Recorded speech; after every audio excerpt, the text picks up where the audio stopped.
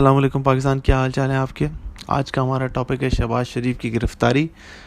शहबाज शरीफ साहब आपको पता ही है 2 दफ़ा चीफ मिनिस्टर रह चुके हैं। अभी रिसेंटली 2008 से लेके 2018 तक खूब करप्शन के केसेस उनके ख़िलाफ़ बने हैं। बहुत माल लूटा गया है। इतने प्रोजेक्ट्स अपने अपने लोगों में बांटे गए हैं। अपना ही सरिया बनता था, अपने ही प्रोजेक्ट्स में लगा दिया जाता था। किस कॉस्ट पे लिया जाता था, किस कॉस्ट पे लगाया जाता था, सबको पता है।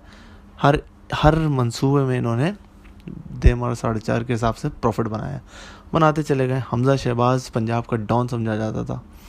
हमज़ा शहबाज के सामने कोई बोलने को तैयार नहीं था। उसने सारे प्रोजेक्ट्स में करप्शन खुद अपनी सुपरविज़न में करवाई और सारा फ़ायदा अपनी फैमिली को पहुंचाया।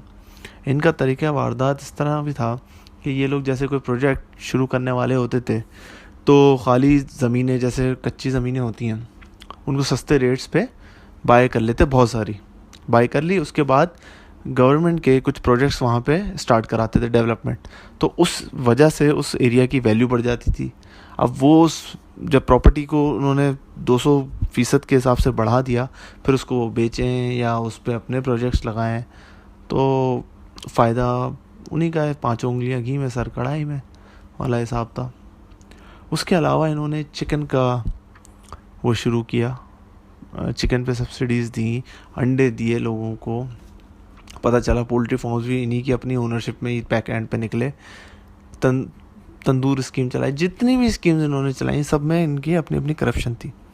अब प्रॉब्लम क्या है, इनको गिरफ्तार करने की एक और वजह भी, इतने अरसे से क्यों नहीं हुए, अभी जाके क्यों इन पर प्रेशर बनाया जा रहा है। तो भाई इनके भाई ने, नवाज शरीफ साहब ने एक अल्ताफ़ हुसैन टाइप का बयान देके फ़ौज के ख़िलाफ़ इन्होंने पंगा ले लिया।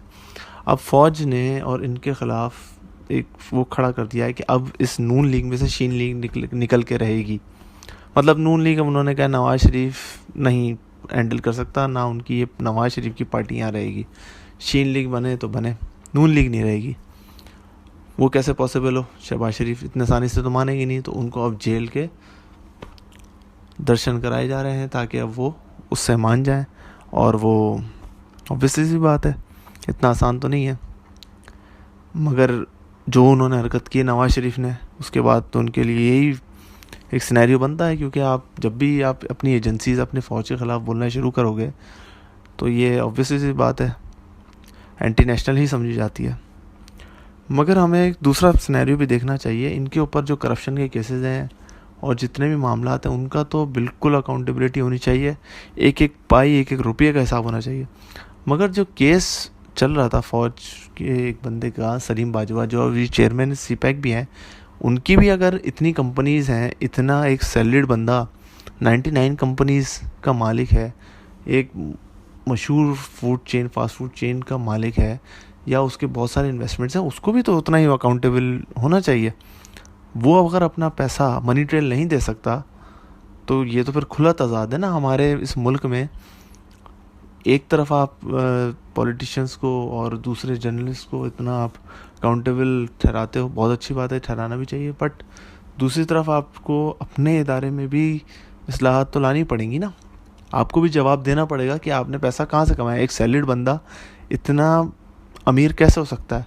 मनी ट्रेल तो देनी पड़ेगी। और ये इसकी आर्मी की अपनी साख के लिए भी बहुत अच्छा होगा अगर आर्मी ये कर पाए।